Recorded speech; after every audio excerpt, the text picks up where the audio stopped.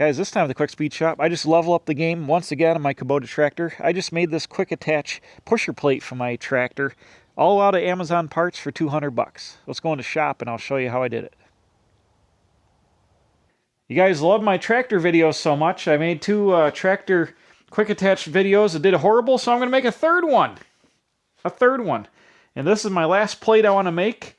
I made forks and I made the bucket attachment, but the most I use that tractor for is like pushing stuff around, and the forks are really handy, but I need a pusher plate and I need a way to chain stuff up. I had chains in my bucket, like when I take pickup truck beds off and stuff, but I wanted, with the quick attach now, a way to make a plate to hang stuff.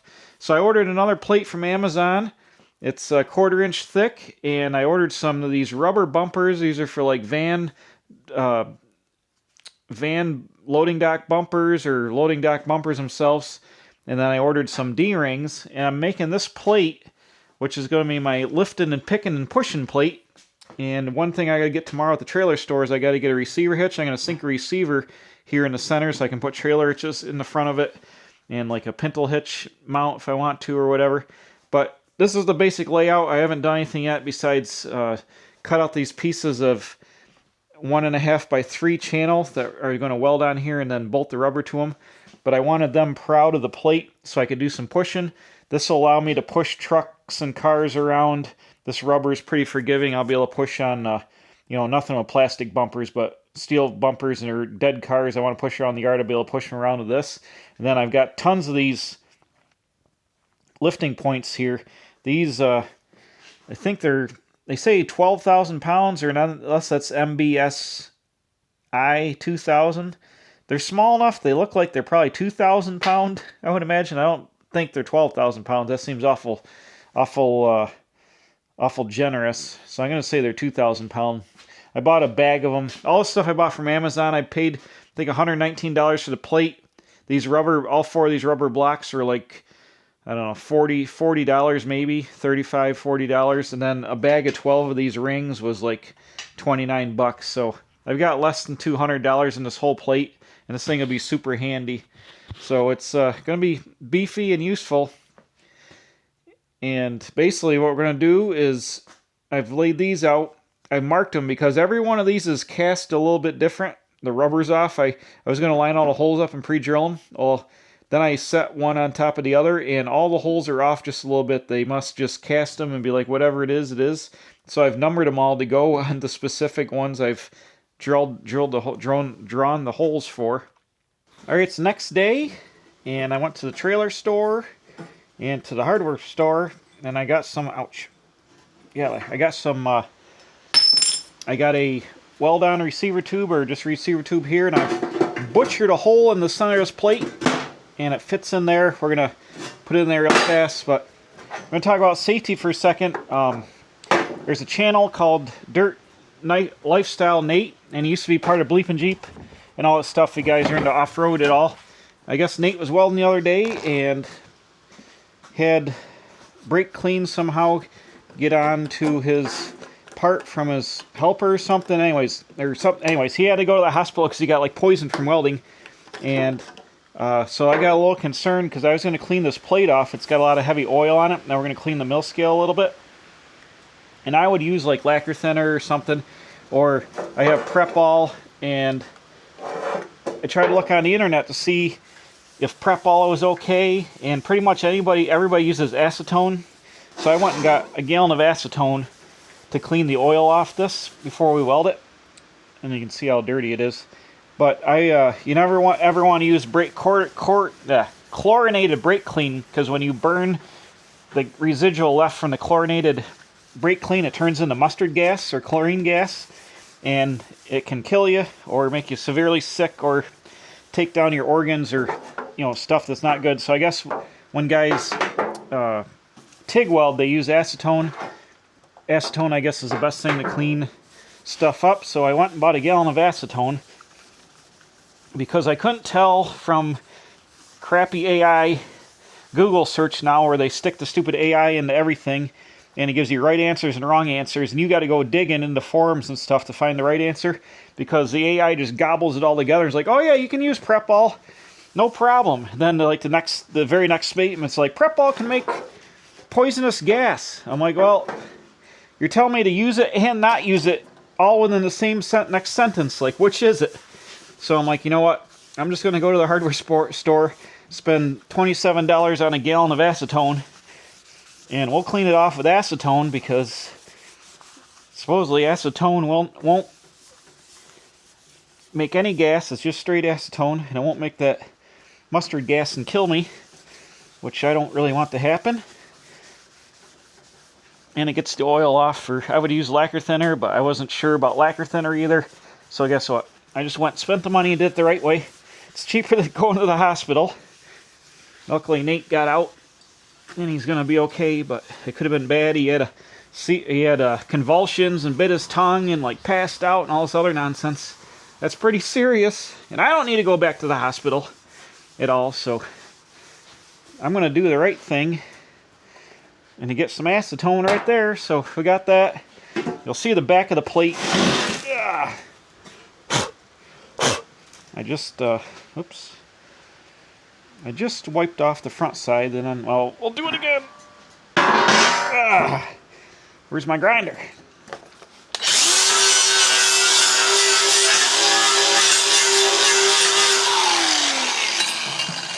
Then my stupid, what do you call it? Yellow DeWalt. I got one of the new brushless grinders, and I've been using that for my cutoff tool. And I had a problem where sometimes it wouldn't start, and I'm like, well, I blew it out a couple times. I thought maybe it had metal dust stuck in it, so then it seemed to work fine. Well, the other day it quit, and now it won't run at all, so I'm gotta take that back. There's like a DeWalt repair place, see if they'll give me a new one, or if there's a warranty. It's only, I bought it at Lowe's, but it's only, I don't know, it's way less than a year old by the date on it. So hopefully I can get a new one, because I gotta imagine that's got like at least a 1-year warranty or whatever. But that's a bummer. Now I'm back down to one grinder. I had to use my corded grinder, which always works, but the battery grinders are so much more handy to run. And I spent a lot of money on batteries, so it'd be nice to be able to do it. So, all right. So we cleaned off most of the oil. Of course, I got it all over the front of this one again, because I laid it down. But I'm going to hit it with my, I got my Summit 3.5 amp stripping wheel with a heavy duty drum on it. And this will rough up the mill scale a little bit for paint. We're going to do that right now because we can, if I can plug it in. It should rough it up some. Oh yeah.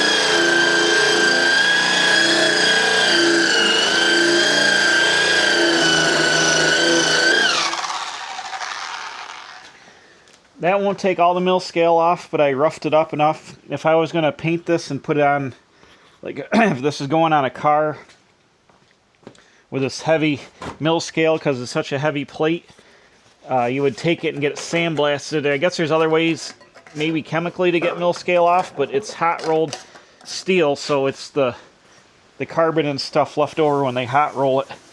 So you can sandblast it off, and if you had a bigger stripping thing, like, or you could grind it off, but then you're gonna have grinder marks everywhere. I'm just, ooh, look at all the filth that came out of that. I'm just trying to rough it up a little bit so the paint will, primer and paint will stick to it. It should be sandblasted off. That's why you see like trailers and dump trucks are instantly like rusty, even when they're almost brand new, because they just paint right over this stuff, and the rust starts to delaminate between the mill scale and the clean part of the steel, and it just starts rusting like mad. Like this plate will rust eventually, but for what I'm doing, it doesn't matter. But like I said, if I was putting this on a car and want to be painted, I would have this sandblasted to sandblast all this off. We're not going to go with that crazy right now. So now I took a pin prick and I dimpled each one of these. Actually, you know what, before we do that, we're going to put some weld through primer on under things.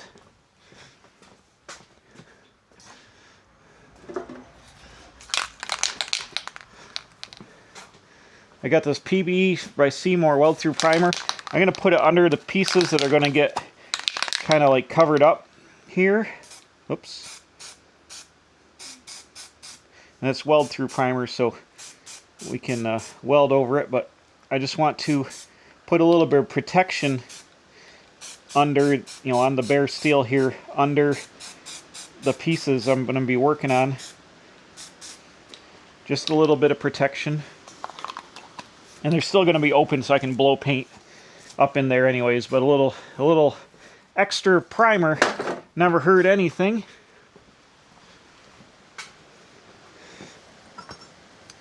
So I took my pieces here and I've ground the edges down where they're going to weld on, and I set the blocks on here so we can determine which one is which.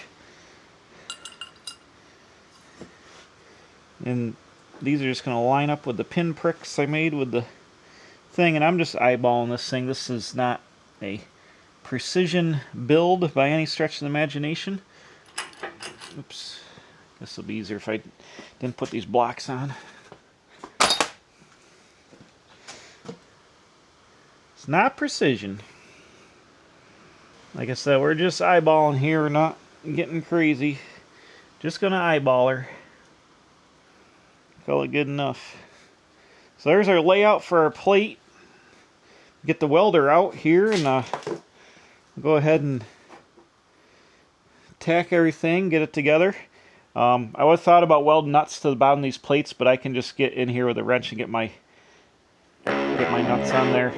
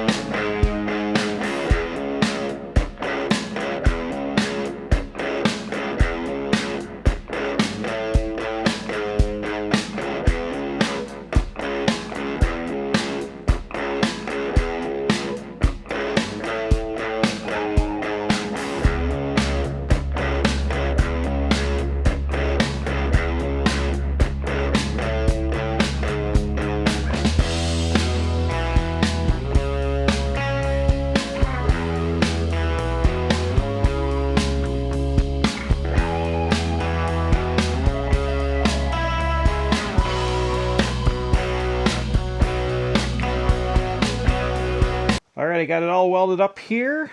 I added a little gusset I had in a scrap pile, a little piece of cut off 45 tube. I just made a gusset to the bottom. And I took the wire wheel on the drill. I wire wheeled all the welds. I'm not the best welder, but I'm a welder. So for this tractor plate, it's going to be fine. Look at that. Bam! I got it all wire wheeled on the front here. I'm going to take, there's some splatter. I'm going to try to knock the splatter off it. Where everything's welded around, you can see how far the receiver tube just sticks out just a little bit on the front. Pretty awesome. So I've only welded these, stitch lap these pieces on. It's good enough. We're just making bumpers. We're not hauling anything. The hooks, I went and I welded them on. Oh, that one's a little nasty there. I didn't weld that one the very best on the top, but the bottom's good. The rest of them all look good. So it's good enough, man. That one's pretty good. It's good enough for what I'm doing. This tractor, you're not going to rip these hooks off with the 1,000 pounds that the tractor can pick up. So, got our D-rings welded on. I'm going to go out in the sun here. It's kind of windy, but I'm going to go out and blow some primer on this. Well, look at this. I'm so excited I can't wait for the paint to dry. I'm putting her together. This thing looks awesome. Let's go ahead and tighten down the rubber blocks. The paint's mostly dry. It's tacky.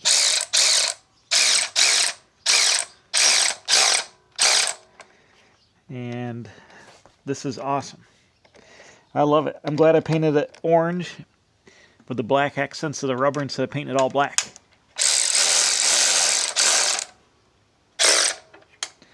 I'm using nylock nuts on the back, so I don't got to go crazy tightening them down, but they will. The rubber also is rubberizing.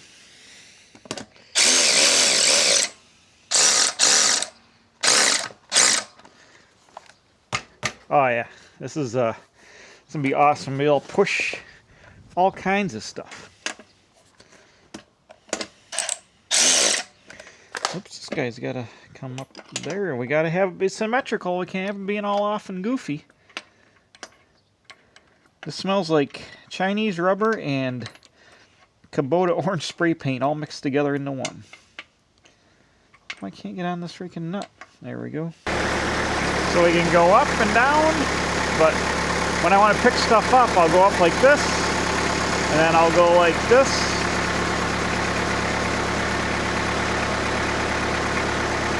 And be able to pick stuff off with the hooks. You see the hooks there?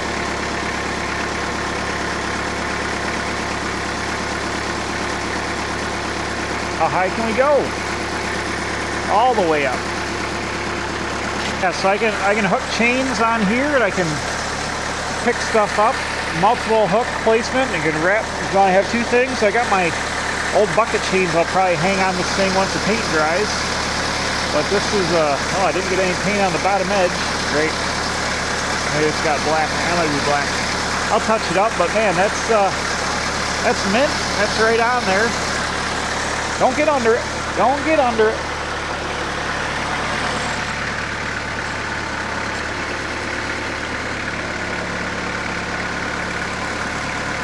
This thing is awesome. I'm going to leave this on the tractor most of the time because it's compact, it's out of the way. It's not like the bucket or the forks that hang way out. I've got them stashed on a plastic pallet. I put the forks in the pallet and I set the bucket on top of the pallet, so all the accessories store out of the way. I'll leave this plate on here. The majority of the time I'll be using this because it'll shorten the front of the tractor up like I just said.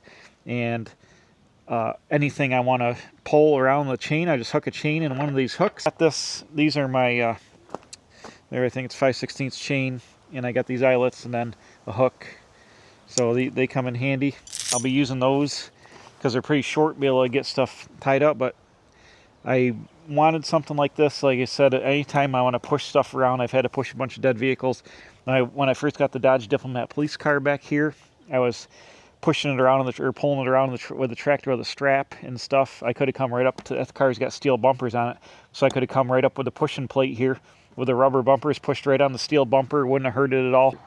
These are super beefy. They're meant for loading dock, or you put them on your bumper of your truck that backs up to a dock. So they're really durable, and they're cheap. They're like 40 something bucks. Like I said, I bought all this stuff on Amazon. Like I said in the beginning of the video, I think the plate was $119. I want to say the package of D-rings, which is like 8 or 10 D-rings in a package, I want to say this was like $29. These were like $40. So we'll say 30, 40, 70, about 200 bucks worth of parts here. And then I paid, I think, 25, 30 bucks for the receiver tube at the tractor store, at the trailer store, I mean.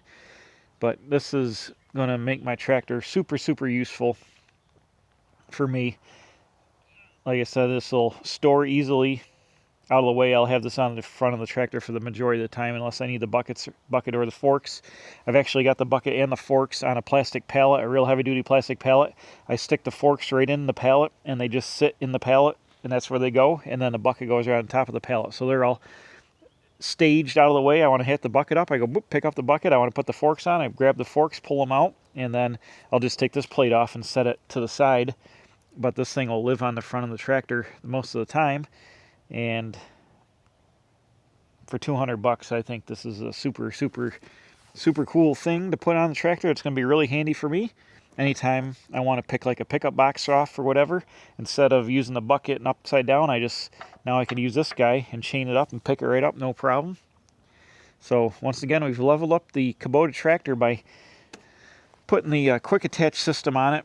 If you missed any of the other videos on this, I did 2 videos. I did the quick attach system where I built my own system with parts from Amazon, and then I built a set of pallet forks, and this is the third in the series of accessories I built for the tractor. So if you're into tractor stuff, go check that out. But that's it for now. You're looking at a custom one-off, all Amazon stuff, pusher plate that's going to be super handy for my tractor. And you saw me build it here at the Quick Speed Shop.